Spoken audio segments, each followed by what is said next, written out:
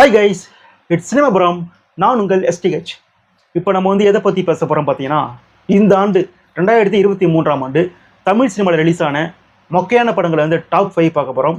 நீங்கள் உடனே கேட்கக்கூடாது, இந்த 5 படம் மட்டும்தான் வந்து மொக்கையாக இருக்கா அப்படி கேட்கக்கூடாது. நிறைய படங்கள் வந்து மொக்கையான படம் ரிலீஸ் ஆச்சு. ஆனால் இந்த 5 படத்துக்கும் எதிர்பார்ப்பு இருந்துச்சு. அந்த எதிர்பார்ப்பு அந்த படங்கள் பூர்த்தி பண்ணலை. ஸோ அதனாலேயே டாப் 5 வந்து சூஸ் பண்ணி வச்சுக்கிறோம். ஸோ அந்த படங்கள் என்னென்ன படங்கள் பார்க்கலாமா? ஃபஸ்ட்டு இந்த லிஸ்ட்டில் பார்த்தீங்கன்னா நம்பர் 5, அதாவது 5வது எடுத்துக்கிற படம் எதுன்னு கேட்டிங்கன்னா, நம்ம ஜெயம் ரவி நடிப்பில் வெளியான இறைவன் படங்க. இந்த படத்தை வந்து அகமது ரைட் பண்ணியிருந்தாரு.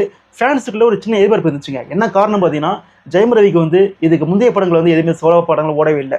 பொன்னியின் செல்வன் ஓடிச்சு, பட் அவர் சோலோ நடிச்ச படம் எதுவும் ஓடவே இல்லை. ஸோ இந்த படம் ஓடுன்ற நம்பிக்கை வந்து ஃபேன்ஸ் கொடுத்துச்சு. என்ன காரணம் கேட்டிங்கன்னா, அகமதுடைய முந்தைய படம் வந்து மனிதன் வந்து ஒரு டீசென்ட் வாட்ச் நல்ல படம் தான். ஸோ அவர் வந்து ரவி வச்சு படம் எடுக்கலான்ற போது ஸோ ஃபேன்ஸுக்குள்ள வந்து ஒரு ஹோப் கிடைச்சது, இந்த படம் ஓடும் அப்படின்ற மாதிரி ஹோப் கிடைச்சது. படத்துக்கு வந்து யுவன் சங்கர் மியூசிக் பண்ணாங்க, நயன்தாரா இருந்தாங்க. ஸோ டீம் ஒரு நல்ல டீம் தான். ஸ்டோரி பார்த்தீங்கன்னா வந்து ஒரு நல்ல கிரைம் ஸ்டோரி தான் இது. ஏன்னா வந்து ஊருக்குள்ளே வந்து பெண்கள் வந்து மறுமண முறையில் வந்து கொல்ல போகிறாங்க, ரேப் பண்ணி கொல்ல போகிறாங்க. ஸோ அது பண்ணுறதெல்லாம் யார் அப்படின்னு கண்டுபிடிச்ச ஸ்டோரி. இவங்க நினச்சிருந்தா இந்த படத்தை வந்து ஒரு ராட்சசன் மாதிரி வந்து ஒரு சூப்பரான ஒரு கிரைம் ஸ்டோரி எடுத்துக்கலாம். ஆனால் இவங்க வந்து அதை சொதப்பிட்டாங்கன்னு சொல்லுவோம். ஸ்டார்டிங்லேருந்து வில்லனை யாரும் காட்டுவாங்க. ஸோ அதுக்கப்புறம் படம் எங்கேயுமே செல்ஃப் எடுக்கவே இல்லை. அவங்க ரசிகர்கள் வந்து எதிர்பார்த்த ஒன்று நடந்த ஒன்று மாதிரி ஆயிடுச்சுங்க. ஒரு ஒரு ஆவரேஜ் வச்சுட்டு கிடையாதுங்க, ஒரு சுமாரான வச்சுட்டு சொல்ல முடியாது. நம்ம ஒரு மோசமான வாட்ச் ஆகிடுச்சு படம் பார்க்கும்போது. ஏன்னா வந்து அந்தளவுக்கு வந்து படம் பார்க்கும்போதே தூங்க வச்சுட்டாங்க. ஒரு கிரைம் த்ரில்லர்னு சொல்லும்போது எப்படி இன்ட்ரெஸ்டிங் இருக்கும், நெக்ஸ்ட் போயிட்டு இருக்கணும். ஆனால் இந்த படம் பார்க்கும்போது நெக்ஸ்ட் எப்போ திறப்பாங்க கதை, நெக்ஸ்ட் எப்போ கதை திறப்பாங்கிற மாதிரி ஃபீல் ஆச்சு. ஏன்னா அந்தளவுக்கு சூரிய முக்கிய போயிடுச்சு படம். யுவன் சங்கர் மியூசிக்கிலும் சொதப்பலாக இருந்துச்சு படத்துக்கு. ஸோ ஆகமத்தில் இந்த லிஸ்ட்டில் வந்து நம்பர் 5ல் இருக்கிற படம் பார்த்தீங்கன்னா இறைவன் தான். ஓகேங்களா? ஸோ அடுத்தது நம்பர் 4. இந்த படத்தில் பார்த்தீங்கன்னா என்ன படம் கேட்டிங்கன்னா, சந்திரமுகி 2. இந்த படத்துக்கு எக்ஸ்பெக்டேஷன் வந்து அப்படி இருந்துச்சுங்க. என்ன காரணம் பார்த்தீங்கன்னா, சந்திரமுகி 1 வந்து ஒரு பெரிய பிராண்ட், தமிழ் சினிமாவில் வந்து ஒரு பெரிய சம்பவமான படம். ஸோ அந்த படத்தில் பார்ட் 2 எடுக்கிறாங்க போது ரசிகர்கள் மட்டும் இல்லை, ஃபேமிலி ஆடியன்ஸ்க்கே ஒரு எக்ஸ்பெக்டேஷன் இருந்துச்சுங்க. இந்த படம் சூப்பராக இருக்கும்டா, சந்திரமுகி வந்து ஒரு பெரிய பிராண்ட். ஸோ அதுக்கப்புறம் பார்ட் 2 வருதுன்னா இந்த படம் நிச்சயம் நல்லா இருக்குன்ற மாதிரி, நிச்சயமுகி படத்தை பார்த்தே ஆகுன்ற மாதிரி ஃபேமிலி ஆடியன்ஸே திங்க் பண்ணிருந்தாங்க. ஸோ அந்தளவுக்கு வந்து ஒரு எக்ஸ்பெக்டேஷன் வச்சிருந்த படம் தான் சந்திரமுகி 2. ஆனால் இந்த படத்தில் வந்து ரஜினி சார் நடிக்கல, ரஜினிக்கு சார் பதில் லாரன்ஸ் நடிச்சார். இந்த படத்தில் இருந்த ஒரே நல்ல விஷயம் கேட்டிங்கன்னா, ரஜினி சார் நடிக்கல. ஒரு வேளை மட்டும் ரஜினி சார் நடிச்சிருந்தாருன்னா ரஜினி சார் கேரியர் மொத்தமாக முடிஞ்சிருக்கும். ஏன்னா அந்தளவுக்கு வந்து ஒரு கொடூர சூடுற முக்கியமான படத்தை எடுத்து வச்சிருந்தாங்க. இந்த படத்தில் பார்த்தீங்கன்னா வந்து நடிகர்கள் பேர் வந்து நிறைய பேர் இருந்தாங்க. அதை நம்ம நேமனமாக நினச்சிக்க முடியாது, அந்தளவுக்கு இருக்காங்க. லட்சுமணன், வைமா நம்பியார், கங்கனா ரகவத் நிறைய பேர் இருந்தாங்க. படம் ஃபுல்லாக ஒரு ஆர்டிஸ்ட் தான். ஒரு சுந்தரிசி படம் பார்க்குற மாதிரி வந்து அவ்வளோ ஆர்டிஸ்ட் படத்துக்குள்ளே அவ்வளோ பேர் என்ன பிரயோஜனம்? படத்தில் எங்கேயுமே பேய் இல்லை. ஏன்னா அவங்க எடுத்ததே ஒரு பேய் படம் தான். நான் படத்தில் வந்து எங்கேயுமே பேய் இல்லை. பேட்டின்ற ரோல் வந்து லாரன்ஸ் பண்ண காமெடிலாம் ஒரு பெரிய கிரிஞ்சாயிடுச்சு. காமெடின்ற பேரில் வடிவேல் பண்ணதெல்லாம் வந்து மிக மிக கொடுமையான ஒரு சம்பவம். அது கண்ணிலையும் காதலையும் ரத்தம் வந்துருச்சு. அந்தளவுக்கு காமெடி பண்ணாங்க வடிவேல் படத்தில். ஒரு மோசமான சம்பவம்னு சொல்லாங்க. பிவாசி கரியர்லேருந்து ஒரு மோசமான படம் சொன்னால் சந்திரமுகி 2 சொல்லாங்க. அந்தளவுக்கு வந்து சூற முக்கியமான படம். அந்த சந்திரமுகி பிராண்டே அந்த படத்தை உடச்சிச்சிங்க.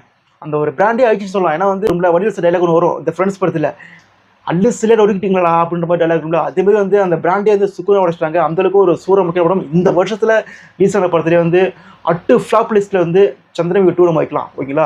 ஸோ அந்தளவுக்கு இந்த படம் வந்து ஒரு சூற முக்கியமான படம் தான் அது. ஸோ இந்த லிஸ்ட்டில் வந்து இந்த படம் வந்து நம்பர் 4ல் இருக்குது. ஓகேங்களா? ஸோ அடுத்தது நம்பர் 3. இந்த லிஸ்ட்டு தாங்க ஒரு உங்களுக்கு ஆச்சரியமாக இருக்கும். என்ன கேட்டிங்கன்னா, தளபதி விஜய் நடித்த லியோ. என்னடா லியோ சொல்கிறேன் கேட்கக்கூடாது. ஏன்னா இந்த படத்துக்கு இந்த எக்ஸ்பெக்டேஷன் எப்படிங்க? என்ன எக்ஸ்பெக்டேஷன்? சான்ஸே இல்லை. 1000 கோடி வசூல் பண்ணணும் அப்படின்ற ஒரு எக்ஸ்பெக்டேஷன். எல்சி இருக்குது படத்தில் அப்படின்ற எக்ஸ்பெக்டேஷன். இந்திய சினிமா மிரண்டு போக போகுது அப்படின்ற எக்ஸ்பெக்டேஷன். லோகேஷ் கனராஜ் வந்து பெரிய சம்பவம் பண்ணிட்டார் இந்த படத்தில். ஏன்னா பாருங்கள், சான்ஸே கிடையாது. பின்னி படம் எடுக்க போகுது. எல்சி இருக்குது, கமல் வராரு, சூர்யா லாஸ்ட்டில் வராரு, ரோலெக்ஸ் வராரு, ராம்சரண் வராரு, இந்த பக்கம் வந்து அமிகான் வராரு, இந்த பக்கம் ஷாருக்கான் வராருன்ற மாதிரி ஃபுல்லாக அவர் வர இவர் வரான்னு எக்ஸ்பெக்டேஷன் கிரியேட் பண்ணி வச்சு படம் ஃபுல்லாக எப்படி சொல்கிறது தெரியல. இந்த படம் பார்த்தே ஆகுண்டா, அப்பா ஒரே சம்பவம் இருக்குது அப்படின்ற மாதிரி. ஈவன் வந்து விஜய் சாரி ஃபேன்ஸுக்கு இல்லாமல் மற்ற ஃபேன்ஸுக்கே வந்து எக்ஸ்பெக்டேஷன் வர அளவுக்கு வந்து இங்கே ஹைப் பண்ணி பூஸ்ட் பண்ணி வச்சுருந்தாங்க ட்விட்டர்லாம். ஆனால் படம் ரிலீஸ் ஆனதுக்கப்புறம் அப்படியே ஆப்போசிட். ஃபஸ்ட் ஹாஃப் கொஞ்சம் ஓகே, ஆனால் செகண்ட் ஹாஃப் பண்ண அலும்பல் இருக்குது. தேட்டரில் ஒருத்தவங்க உட்கார முடியல. ஈவன் பார்த்தீங்கன்னா விஜய் ஃபேன்ஸுக்கே வந்து செகண்ட் ஹாஃப் தூக்கம் வந்துச்சுன்னா பார்த்துங்களா. ஸோ அதுவும் ஃப்ளாஷ்பேக் சீலாம் அவங்க வச்சிருந்த காமெடிலாம் இருக்குது. நரபலி கொடுக்குறன்ற பேரில் வந்து அதெல்லாம் வந்து மன்னிக்க முடியாது கூட்டினது. ஸோ அந்தளவுக்கு வந்து எக்ஸ்பெக்டேஷன் அவ்வளோ இருந்துச்சுங்க. அந்த எக்ஸ்பெக்டேஷன் வந்து படம் வந்து கொஞ்சம் பூர்த்தி பண்ணியிருந்தா கூட இந்த படம் வந்து ஒரு பெரிய பிளாக் பஸ்டர் மாதிரி இருக்கும். என்னமே தெரியல, லோகேஷ் கனராஜ் வந்து படத்தை ஃபுல்லாக கோட்டை விட்டது மட்டும் இல்லாமல் படம் ரிலீஸ் ஆகி எல்லாமே வந்து கறி ஊற்றுனதுக்கப்புறம் வந்து ஒரு யூடியூப்பில் வந்துட்டு நான் எடுத்ததெல்லாம் ஃபேக் இந்த மாதிரியே ஊட்டிட்டு இருந்தார். ஸோ அந்தளவுக்கு மன உடச்சு கேரக்டர். நேற்று கூட வந்து ஒரு பட்டியலில் பார்த்தேன். என்ன சொல்லியிருந்தாங்கன்னா, செகண்ட் ஹாஃப் வந்து மொக்கையாக போனதுக்கு என்ன காரணம் பார்த்தீங்கன்னா வந்து எனக்கு வந்து டைம் கொடுக்கல, ரிலீஸ் டைம் கொடுக்கல, ரிலீஸ் டேக்னே ஃபிக்ஸ் பண்ணிட்டாங்க. அது வந்து படம் வந்து சரியாக எடுக்க முடியல. ஸோ அதனால வந்து சென்ட் ஆஃப் மொக்கையை படிச்சுட்ட மாதிரி அவரே ஓப்பனாக ஒத்துக்கிட்டாரு. அதுக்கு விஜய் ஃபேன்ஸ் வந்து வச்சு செஞ்சுட்டு இருக்காங்க லோகேஷ் கனகராஜ். அப்போ நாங்கள் அண்ணன் தான் காரணமா அதுக்கு அப்படின்ற மாதிரி வச்சு செஞ்சுட்டு இருக்காங்க. அதாங்க ஒரு பெரிய படம், ஒரு எக்ஸ்பெக்டேஷன் வந்து அந்த அளவுக்கு இருந்துச்சு. ஸோ அது இந்த படம் பூர்த்தி பண்ணுங்கும் போது நமக்கு வந்து ஒரு பெரிய ஒரு வருத்தம் ஆயிடுச்சு. ஸோ அதனாலே இந்த லிஸ்ட் இந்த படம் வந்து இருக்குது. மற்றபடி வந்து இது வந்து ஒரு கொடூர முக்கிய படம் சொல்ல முடியாது. ஒரு எக்ஸ்பெக்டேஷனை பூர்த்தி பண்ணல. ஸோ அதனாலே இந்த படம் வந்து இந்த லிஸ்ட்டில் வந்துருக்குது. ஓகேங்களா? இந்த படம் பண்ண ஒரே சம்பவம் பார்த்தீங்கன்னா, வாரிசு படம் பார்த்துட்டு விஜய் ஃபேன்ஸ் சொன்னது என்னன்னா, இல்லை என்னடா படம் இதெல்லாம் அப்படின்ற மாதிரி சொல்லிட்டு வந்தாங்க.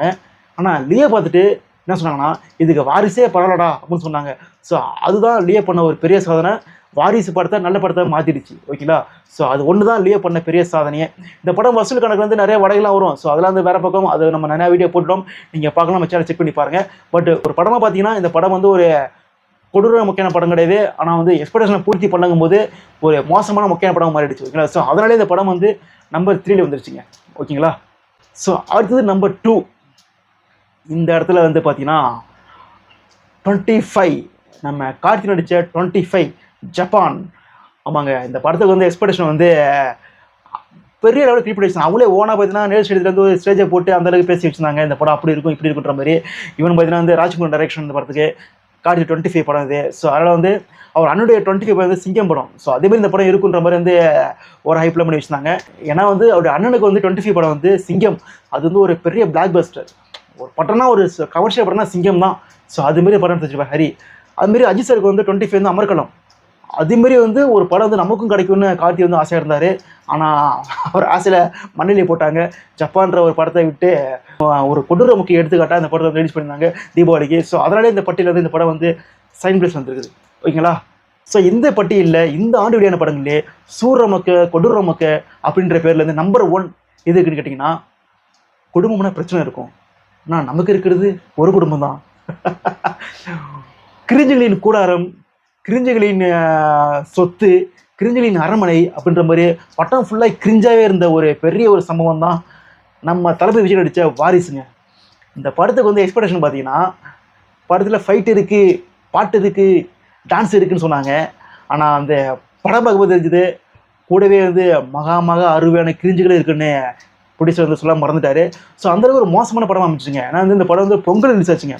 நம்ம தலை அஜித் நடித்த துருவி படத்தில் கிளாஸில் வந்துச்சு. விஜய் ஃபேன்ஸுக்கு வந்து ஒரு பெரிய எக்ஸ்பெக்டேஷன் இந்த படம் வந்து. ஏன்னா பார்த்தீங்கன்னா வந்து 2014 வந்து வீரம் ஜில்லா கிளாஷில் வந்து வீரம் வந்து ஜில்லா போட்டு பேட்டை எடுத்துச்சு. ஸோ அதனால் அதுக்கு ரிவெஞ்ச் எடுக்கணுன்றதால இந்த படம் வந்து ஒரு ஃபேமிலி சப்ஜெக்ட் படம் வாரிசு. ஸோ வந்து இந்த படத்தை வந்து ஃபேமிலி ஆடியன்ஸ் வந்து கொண்டாடுவாங்க.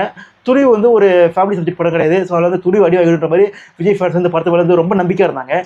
ஆனால் படம் பார்க்கும்போது தெரிஞ்சுது இது ஃபேமிலி ஆடியன்ஸ் படம் கிடையாதுங்க.